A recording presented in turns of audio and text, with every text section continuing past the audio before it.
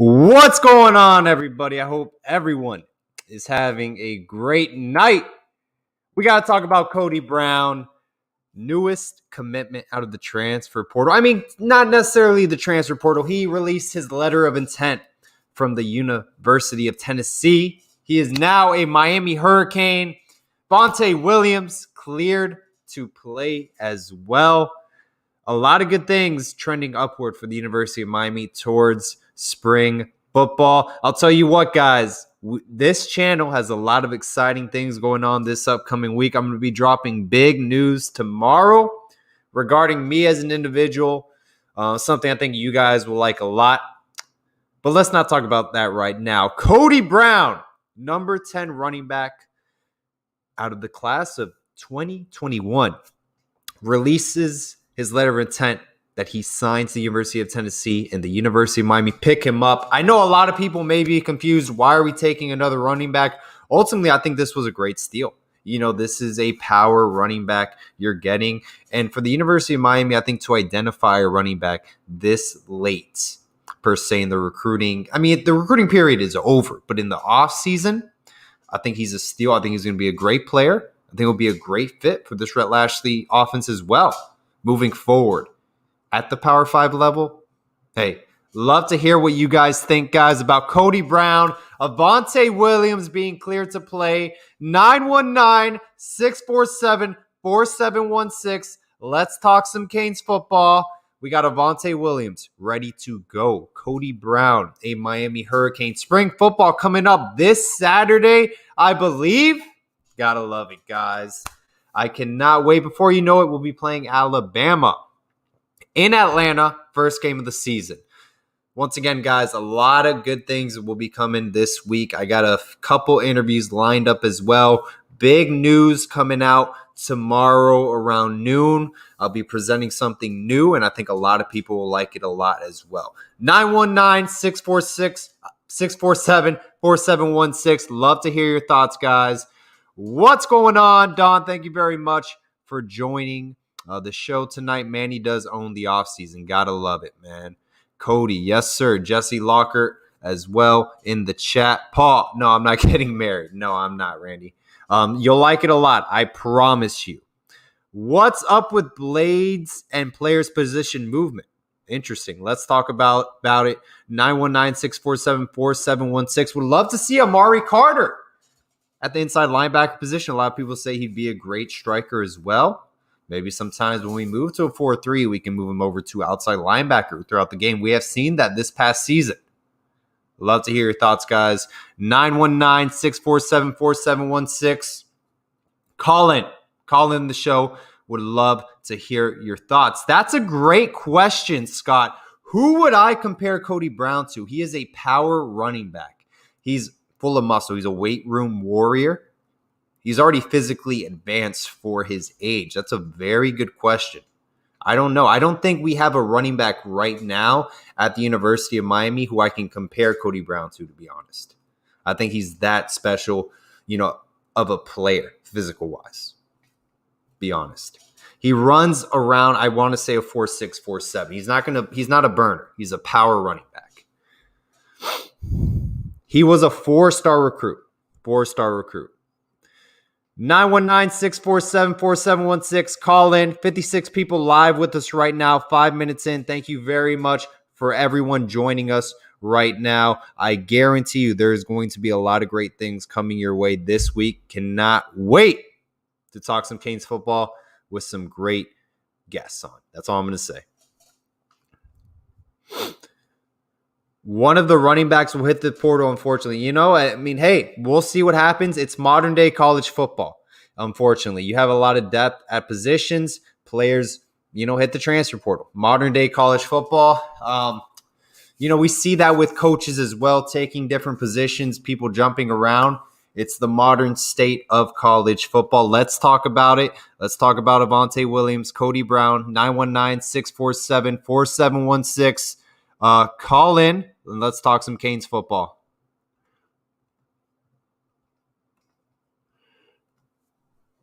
Let's see if we get a call in right now. But anyways, Guys, Cody Brown to Marshawn Lynch. Interesting comparison because Marshawn Lynch is one of the better running backs, to play of all time. Very interesting comparison. Very. Hey, if I'll say this. If Cody Brown can be a glimpse of what Marshawn Lynch was in college to the player what he was in college football, I think we'll be all right with this offense with Rhett Lashley as our OC. Ultimately, I think what we're going to see from Cody Brown early on in his career is more of a third down running back, short yardage situation, goal line stand situation running back where you plug him in. Very excited to see what he can do. Physical-wise, he's very advanced, guys. Tyrone Moss is a great comparison. Very good comparison. Yeah, Tyrone Moss. Good. DJ Sean, absolutely. I think that is an outstanding comparison. Randy does not buy Avery Huff not knowing the playbook excuse. Hey, fair point. I mean, we've seen a lot of players, Gregory Rousseau, for example, hit the bench for quite a while and have guys like Scott Patchen, start over him 6 games into the season. The rest is history. Gregory Rousseau takes over. He's one of the leaders in the nation in sacks in college football. We need to lock up Rhett Lashley somehow, some way. I completely agree, Jamal. I do. It's modern day college football. I was talking about it earlier, in the show. I don't know if you heard it. I mean, it's just tough. It's tough to keep coaches on, coaching staffs. We see Alabama year in and year out. They're always switching coaches. Steve Sarkisian just takes the Texas head football coaching job. Kirby Smart heads down to Georgia. Mike Locksley goes to Maryland. It's tough. It's very tough, but I agree. I would love to keep Rhett Lashley here, averaging 34 points per game in year 1. Let's see if we can hit 40 in year 2. I don't know. I think it's possible in the ACC Coastal, in my opinion. Plus, too, at SMU, we did see that big jump in year 2. There was a huge jump stats-wise. If you're big into stats and numbers, I am. Huge jump from year 1 to year 2. Shane Buechele was his starting quarterback as well. Who do you guys think will take off this spring at Miami? I know De'Ara King is still rehabbing, trying to get ready by July. The expectation, according to Manny Navarro of The Athletic, when he came on my show, that is the expectation around the University of Miami football program. Spring football underway. I am looking extremely forward to our underclassmen quarterbacks. 919-647-4716, guys. Call in 10 minutes in. Who wants to be the first caller? Doesn't hurt to call in. Talk some Canes football, guys. This is a live call-in show. This is your opportunity to talk Miami Hurricanes football. We're going to have a Canes After Dark show this week. We're going to have a couple guests on the show. I do have one former player and former coach. He did both at the University of Miami come on the show this week. Very excited for that. Tuesday, I have another guest as well, and I have some big news coming out at noon. So if you have Twitter, go check that out. I'm very excited to drop that news. Tyler Van Dyke, you think will be the underclassman to step up? I am very interested, and Don, I completely agree. I think Corey Flagg is going to ball out. Look, he's a heck of a football player. I think the sky's the limit for him. He needs to be on the field.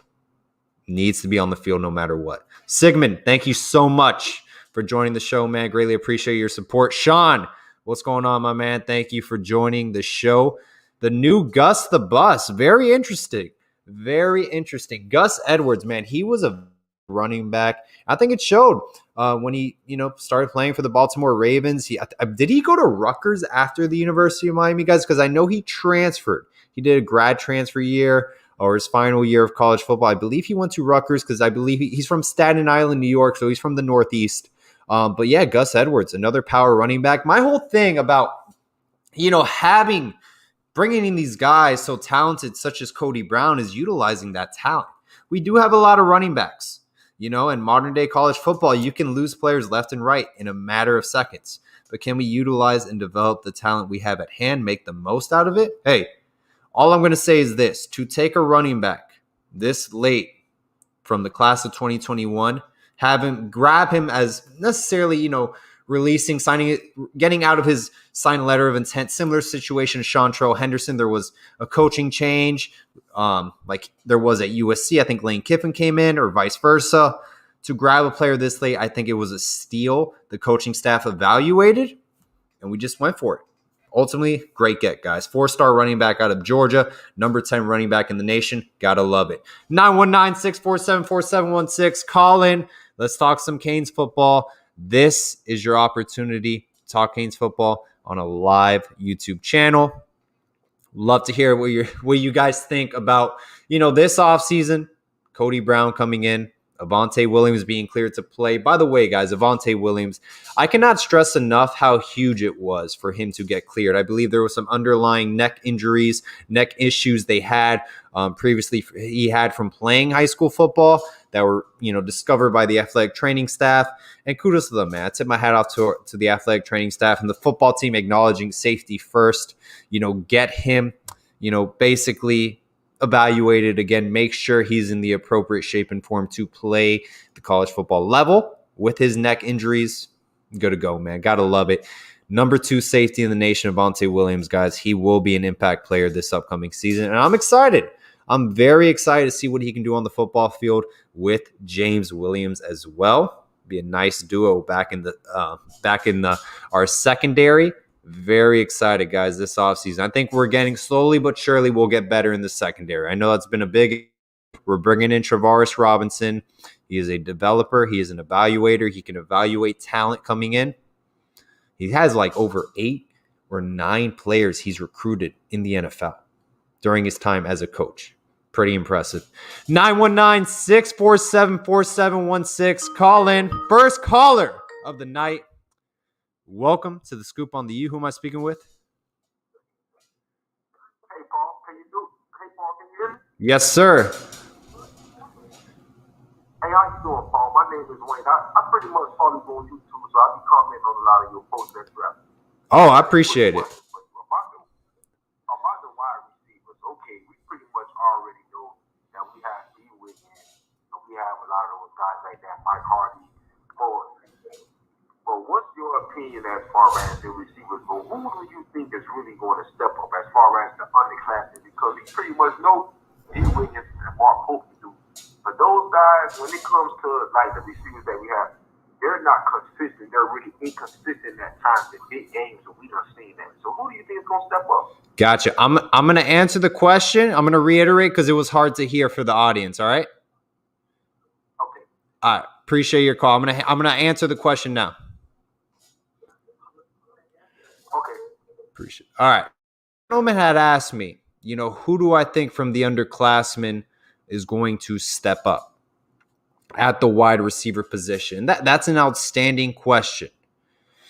Ultimately, I would love to see Keyshawn Smith as a player to step up. Speed-wise, he has the skill set to be elite at the Power 5 level. He's one of their fastest wide receivers. Romello Brinson is another wide receiver coming out of high school who shined in high school, comes from a great powerhouse program in Miami Northwestern Senior High School. I think those are 2 players to look out for moving forward. A lot of people speak very highly of Jeremiah Payton. I thought he had a great spring football offseason his freshman year at Miami. I still think very highly of him. The problem is we had 12 wide receivers in the rotation. We forget about guys like Xavier Restrepo as well. I think Xavier Restrepo is going to see the field a lot, to be honest. 3 guys to keep your eye out for this upcoming season. Keyshawn Smith, Romello Brinson, and Xavier Restrepo. I think those 3 guys, regarding the underclassmen players, will shine the most, in my opinion. I could be wrong.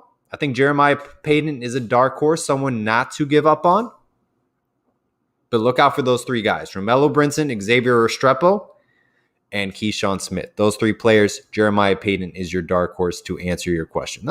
We'll see what happens. Someone else could shine, but I think Xavier Restrepo will make a big difference.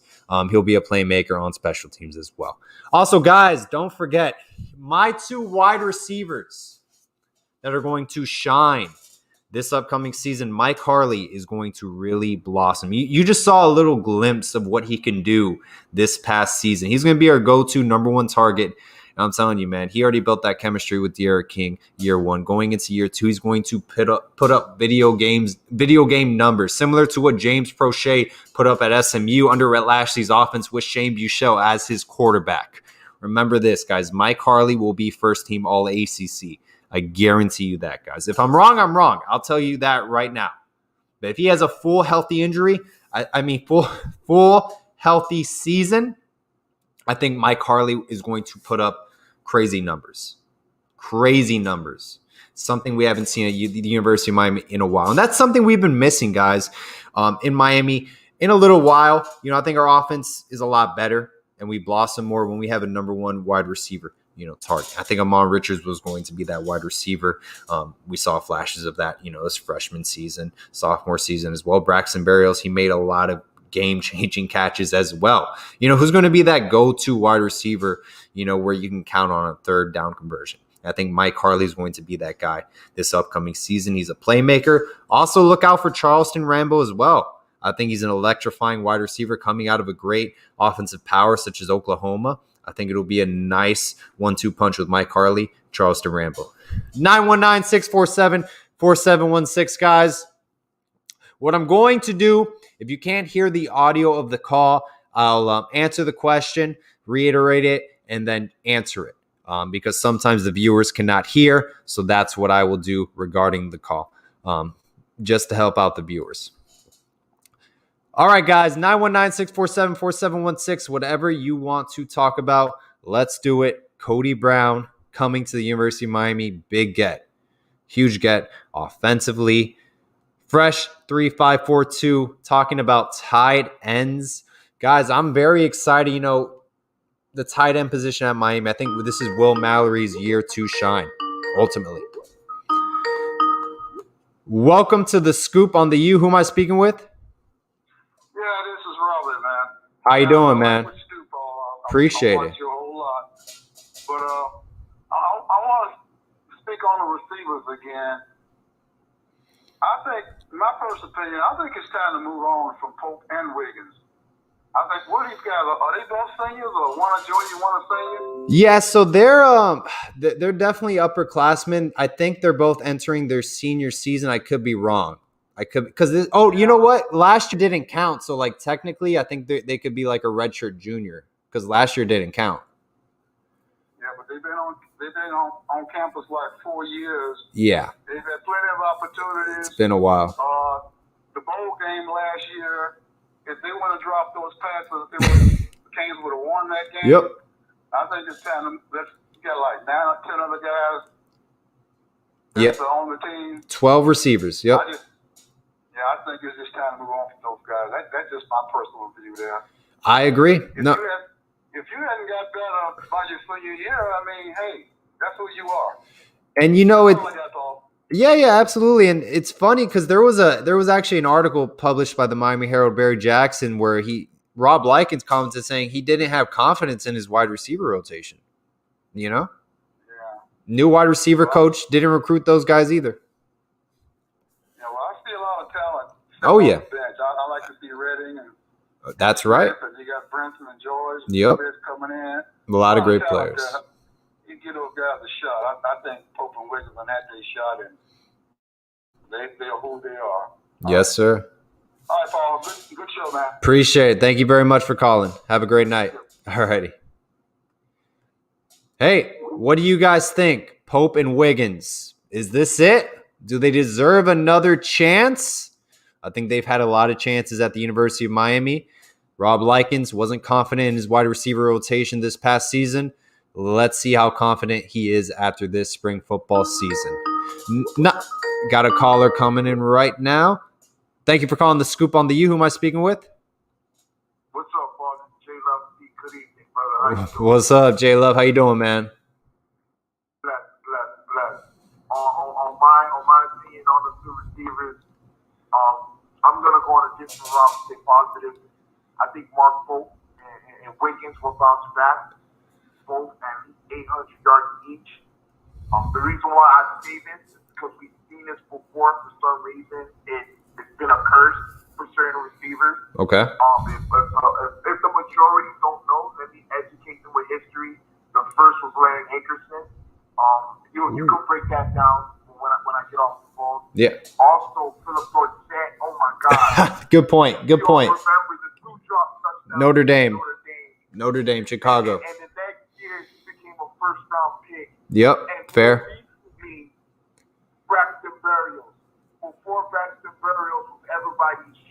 white knight. He blew two Florida State games, 2 big drops. Ooh. I hope people remember that. The 2 previous losses to Florida State before he made that big catch, he dropped game decision touchdowns. And then he bounced back his senior year. It happens. It happens. That's just my opinion. History shows that, senior year, they tend to bounce back. So let's keep that positive energy going. And let's see. Let's let the year play out. And we'll see who was right and let's see who was wrong. Thank you and have a blessed day. Appreciate it, J Love. All right, that's a fair point, guys. Philip Dorsett, you remember that game against Notre Dame in Soldier Field again in Chicago? Dropped 2 wide open passes, and it's like the Notre Dame's. Let me before I take another call, let me just get into that real quick. It's like Notre Dame's, their cornerbacks really didn't anticipate Philip Dorsett being that fast. I mean, he literally ran a 4.340, I believe. The guy was blazing. Sprinting past the Notre Dame secondary, so, Mark Pope, he has the skill set to exceed at the next level. I think that's why he was highly rated coming out of Miami Southridge Senior High School. Andrew Ivins said Mark Pope was the best 7-on-7 football player he's ever seen because I think he's that fast. He has the skill set to be elite at the next level, but you got to catch the football. Leonard Hankerson had a great final year at Miami. He was that go-to target we were missing. He had a great game against Clemson in Death Valley, if you guys remember that game. We came in there and spanked Clemson. I think Dabo Swinney was their head coach as well. Obviously, times have changed since then. But, hey, that was a fair comparison. Philip Dorsett, Leonard Hankerson, complete 180. I don't know. We'll see what happens, man. The skill set is there. Listen, ACC Coastal, there's no cornerback that matches up with the skill set of D. Wiggins and Mark Pope. Break down their skill set. There's no one in the ACC Coastal that can match up with them. Nobody, cornerback-wise. Maybe UNC. Okay, fair. Maybe UNC has a couple corners. Welcome to The Scoop. Who am I speaking with? This is Robert. Robert, thank you very much for calling, sir. What do you want to talk about? I wanted to understand how you felt about the great recruiter that just left our program before we got our inside linebackers coach, and he switched up to go with Gus Malzahn. Yes, sir. How do you feel about him coming into our program and finding out who was on our big board, who we were going after, and then getting bought out and going up into Central Florida and possibly taking some recruits from us because he knows who we were going after? That's That's an outstanding question. I'll tell you what, Travis Williams was an ace recruiter that would have killed at Miami. Recruiting wise, I interviewed Jaron Willis, who's going to be a star. I'm predicting him to be an NFL player.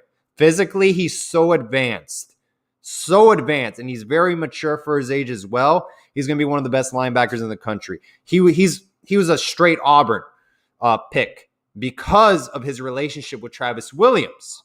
Travis Williams goes to Miami. I interview him. He loves Miami. Because of that great relationship, that bond he had with Travis Williams. He had great bonds with recruits. He developed that relationship. And we were going deep into Georgia, Alabama. I offered a recruit called Denzel Moore, class of 2023.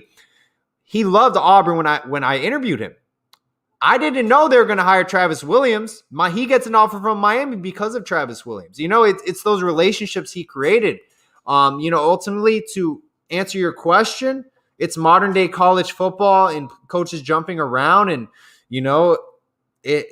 I think it's going to, Gus Malzahn is in a great position at UCF, and it could hurt Miami, but they have to join a Power 5 program. And I think he's in the position to make that happen because UCF has the resources and they're one of the biggest schools in the nation. So ultimately they should qualify as a P5 program. So it could hurt Miami. Yeah, it could hurt Miami in the long run, to be honest. But that's years away. If they join a Power 5 program, it could hurt Miami and the state schools in general. I was so excited. And then I was like, oh, man, it looked like we just let him into the kitchen. because, going to the groceries and said, I'll take what I want and leave and go move next door. We won't lose recruits, but if they go to a Power 5 conference, then I can see where recruiting battles are at stake. But that's down the line. That's years away. Okay, thanks, man. Yeah, of course. Thanks for calling. I appreciate it. Yes, sir. I'll say this. Coach Aristide that we just brought in, ace recruiter as well. Ace recruiter. He was the South Florida recruiter for Texas A&M under Jimbo Fisher. If you follow recruiting, Texas A&M is doing a pretty solid job in South Florida. Jimbo Fisher is a great recruiter. James Coley as well. Coach Aristide, under the direction of Mike Elko, who was his defensive coordinator, that's the go-to guy on Texas A&M staff. Plus James Coley and Jimbo Fisher, but Coach Aristide is their ace recruiter on the defensive side of the football. So that was a great hire as well, to be honest. He got Amari Daniels and a steal with Yokeith Brown. A steal. He is going to be a star at the next level. Yokeith Brown. Remember that name. Both went to Miami Central. And I love what Jimbo Fisher's doing at Texas A&M.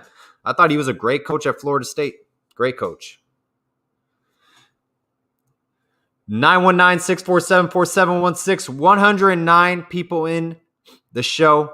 27 minutes in, guys. I am extremely grateful you guys want to talk Canes football. I promise you this, tomorrow at noon, there's going to be some news you guys are going to like a lot regarding, just more content, Miami Hurricanes football-wise. If you have me on Twitter, you'll find out. I will announce it on YouTube. A lot of things going on this week. And we'll do another live show tomorrow as well, Tuesday at 8 p.m. At 7 p.m., my apologies, going to have a great guest on. 919-647-4716. Talk some Canes football. We do play Texas A&M coming up. Yes, sir. 2022. The only matchup beating Pope and Wiggins is Pope and Wiggins. That's great. That is hilarious. I 100% agree with that. We gave them a whole season to get better. No to Pope and Wiggins. Interesting. Don saying, I'm not giving up on Pope. I can't do it. Hey, back and forth, it seems like. Some people want to move forward. Some people don't. It seems like it's 50-50. We can't recruit linebackers. I miss Pickney and Shaq. I think, you know what? We had the talent there. Okay, putting Avery Huff at striker, which I think it's already happened this past season, I don't like it at all. He needs to be at inside linebacker. He's athletic. He's a great player.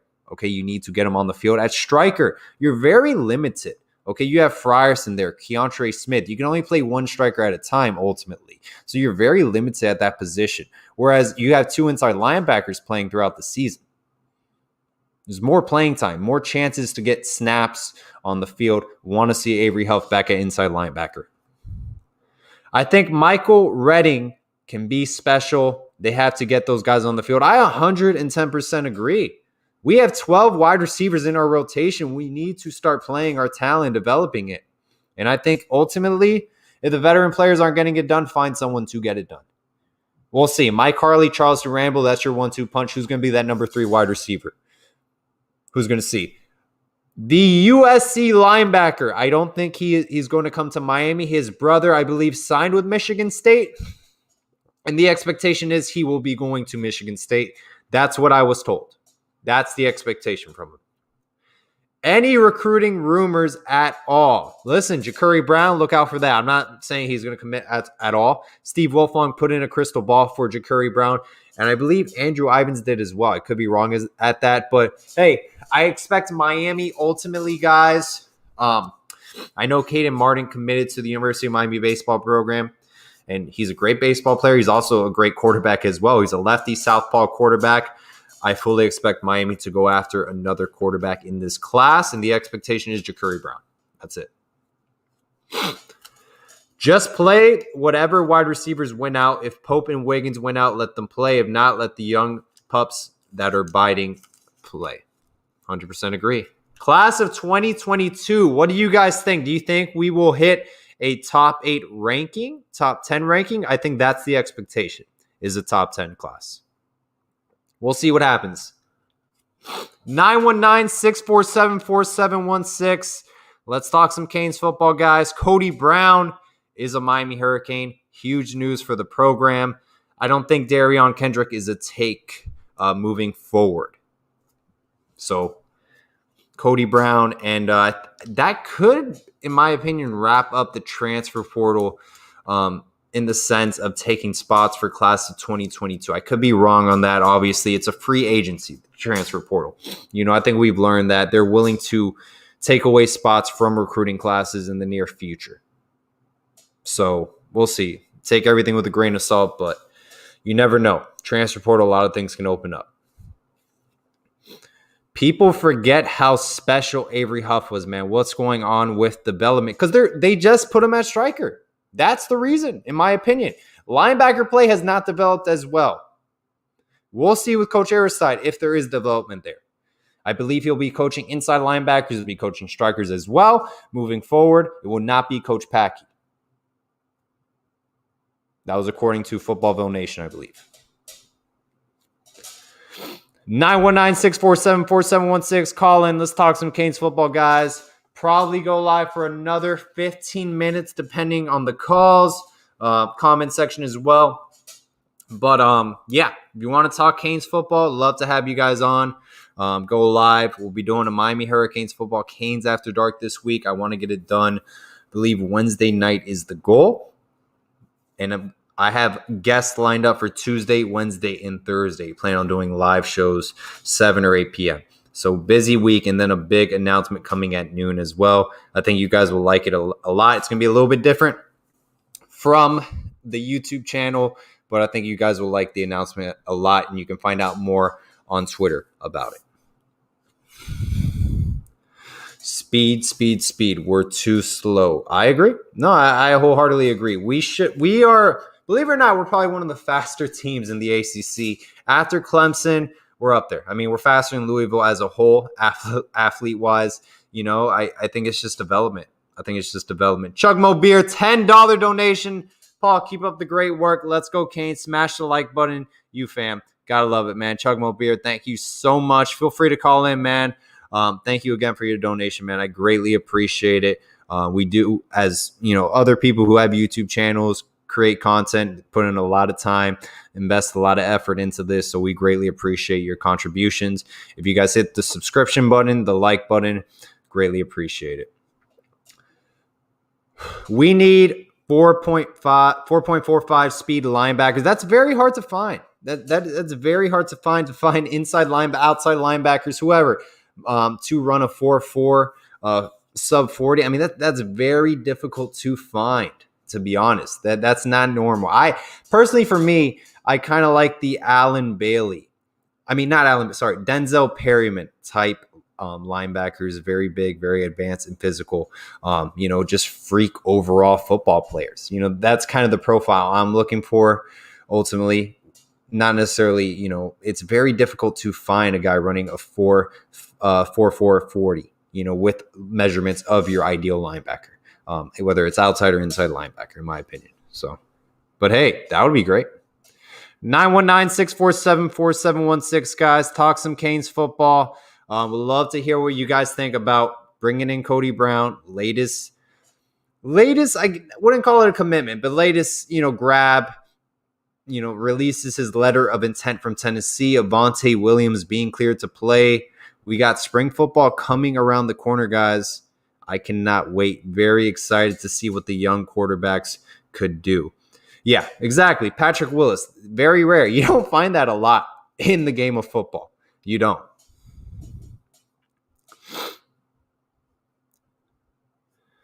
What do you guys think is the expectation for this recruiting class coming up? Do you think it's a top 8, top 10, top 15 you're satisfied with? I think the expectation is crashing the top 10. You have the appropriate staff to do that. And recruiting has never been an issue at Miami. Every coaching staff has finished at least in the top 10, whether it's Al Golden, Randy Shannon, Mark Richt, Coach Manny Diaz. He'll have that opportunity as well. The issue is developing players and winning football games, because there's been plenty of football players who come to the University of Miami, don't develop appropriately, and then go on and do great things at the next level. Plenty of examples.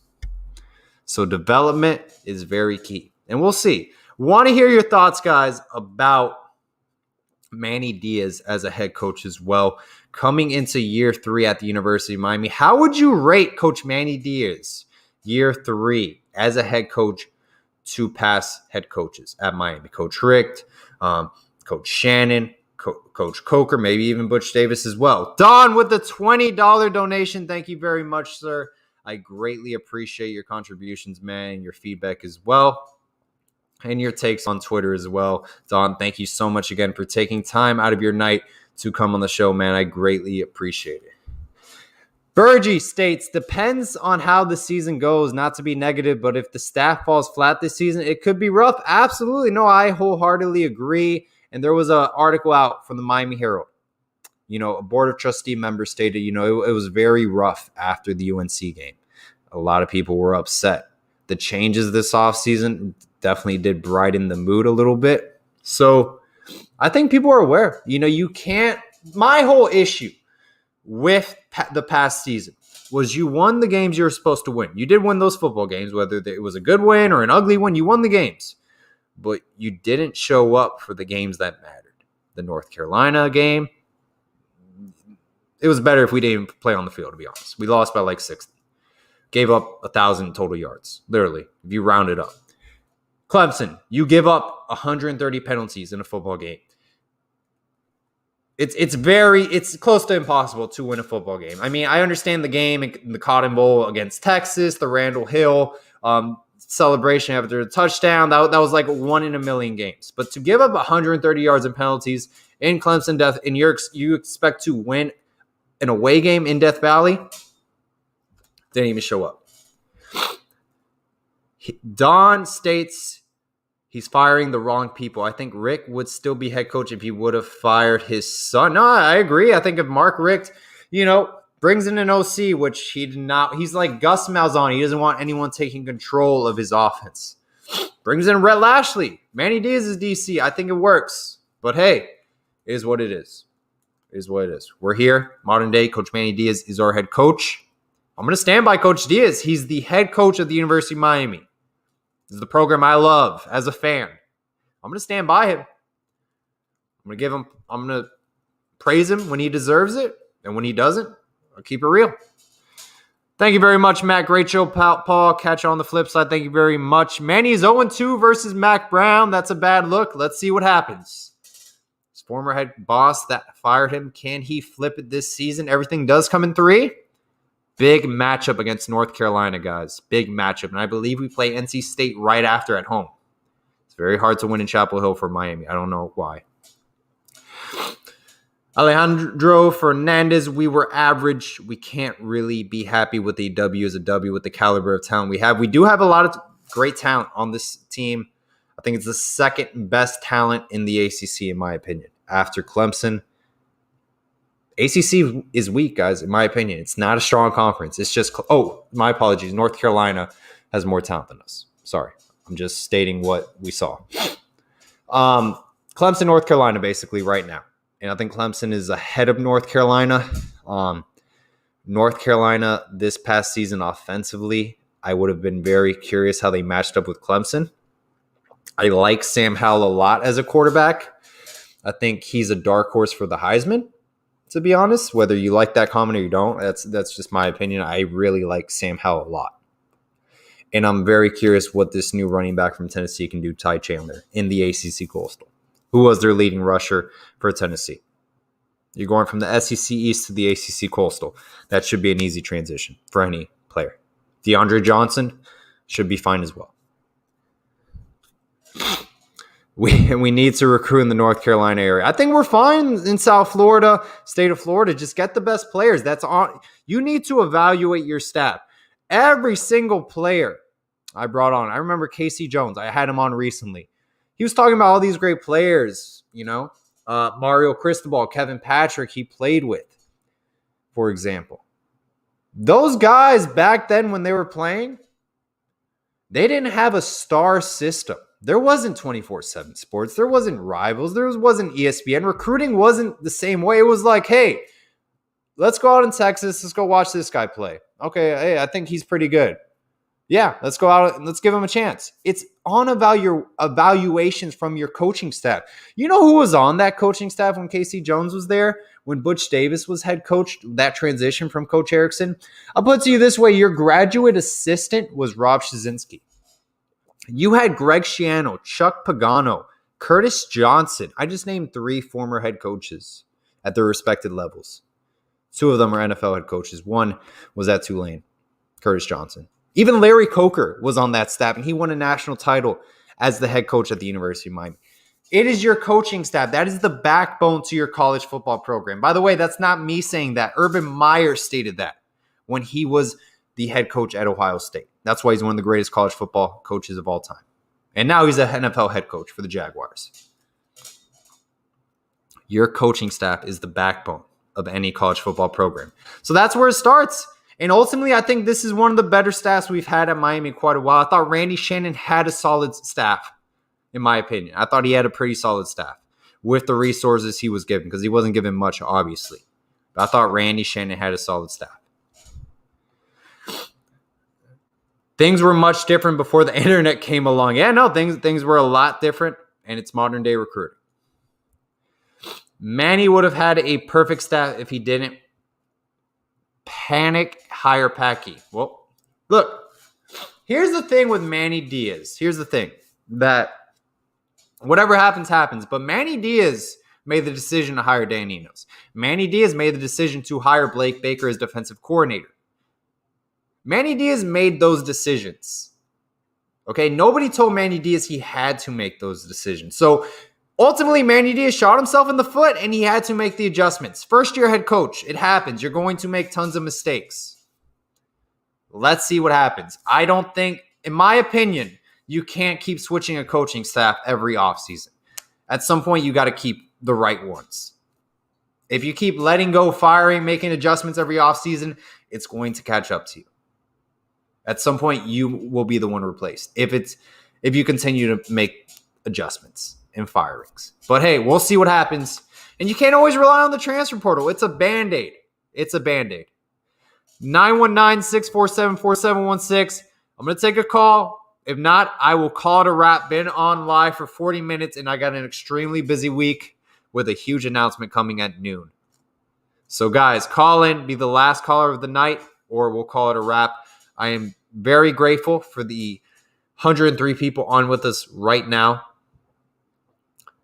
Thank you guys for your time to listen to me ramble about Miami Hurricanes football, man. Just greatly appreciate you guys as a whole.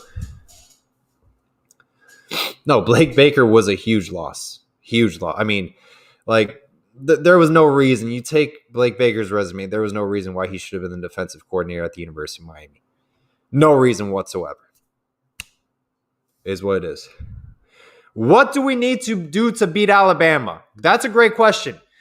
Don't commit so many penalties is a great start. If you commit close to 100 yards in penalties, that's not going to be good. We're very undisciplined when it comes to big games. Win the turnover battle. Create turnovers. If you force a fumble, recover the fumble. Do not drop easy interceptions. I remember it was the third play, first drive of the game against LSU in Dallas. We dropped an easy pick 6. Javonte Dean could have taken it to the house. You can't make those mistakes over Alabama. And I kid you not, guys, this is the perfect opportunity to play the Alabama Crimson Tide. Bill O'Brien's their new OC. They have a new offensive line coach as well. Bunch of new coaches coming in. In essence, a redshirt freshman quarterback in Bryce Young, who's a very good player. A lot of new pieces to their puzzle. Game 1 in Atlanta against the Miami Hurricanes. Best time to play the Alabama Crimson Tide, guys. You cannot commit over 100 yards in penalties or commit that close to 100 yards in penalties. You have to win the turnover battle. And if they give you a gift, you have to take the gift and run. Those are some keys to beating Alabama. And play a great game offensively. You need to have a great game plan coming in. And I thought Rhett Lashley did not have a great game plan at all against Clemson or in the second half against North Carolina. That's my opinion. All right, guys, I got a busy week. Thank you, everyone who called in, who listened to the show as well. I want to do a weekly live call-in show. But, hey, huge news coming at noon. I got a show that night as well. Following day, I have a show with a former player / coach, and then another live show Thursday as well. And plus, we got a Canes After Dark in the middle of all that. So a lot of great things going on, guys. I hope everyone has a great rest of the day. I hope you guys enjoyed the show, and always, all about the U, guys. Go Canes.